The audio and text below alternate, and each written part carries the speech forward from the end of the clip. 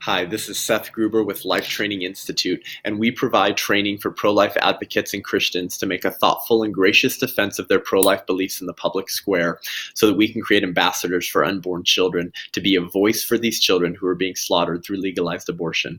And this is my series of free training videos called Pro-Life Thinking Thursdays. And this is episode 3, and we're going to examine an argument from the abortion choice community towards us as pro-lifers when they tell us this. Pro-lifers don't really care for life or for unborn children because we don't care for those children once they're born, and we don't care for the mothers of those children once they're born. They tell us that we're simply pro-birth and not pro-life. And the pro-life response to this argument is that the facts tell a different story. The facts are that there are 2,300 pregnancy resource centers in our country today, compared to the 1,800 abortion providers in our country today. And these pregnancy resource centers provide all of their services free of charge, which include pregnancy tests, ultrasounds, prenatal consultations, prenatal nutrition education, breastfeeding education, STD and HIV screenings, post-abortion counseling, parenting classes, free baby clothes, and oftentimes even free housing to pregnant mothers who have nowhere else to turn.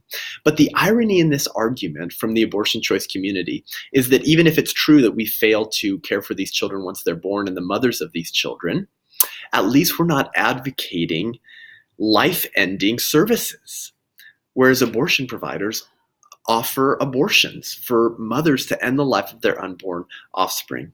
And the important distinction that we need to make here is that an act of commission is always worse than an act of omission. An act of commission is an active measure that one takes that leads to harm or death. An act of omission is failing to provide a service or a care that perhaps we should. So even if it were true that we fail to love these children once they're born and to care for these mothers once their children are born, we would be committing an act of omission by failing to consistently apply our pro-life ethic as we should.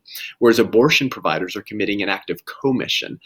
They're resorting to an action, abortion, which ends the life of these unborn human beings. And that's not life-affirming, and that's not life-giving.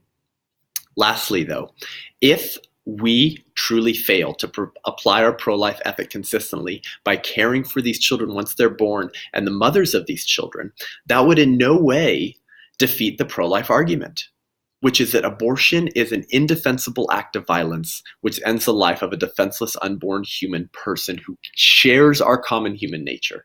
And the science of embryology confirms this. So pro-choice advocates who advocate that abortion is a legal and moral right need to respond to our argument, which is that the unborn human being is one of us and shares our common human nature and value, rather than attacking their perception of us that we don't care for these children once they're born.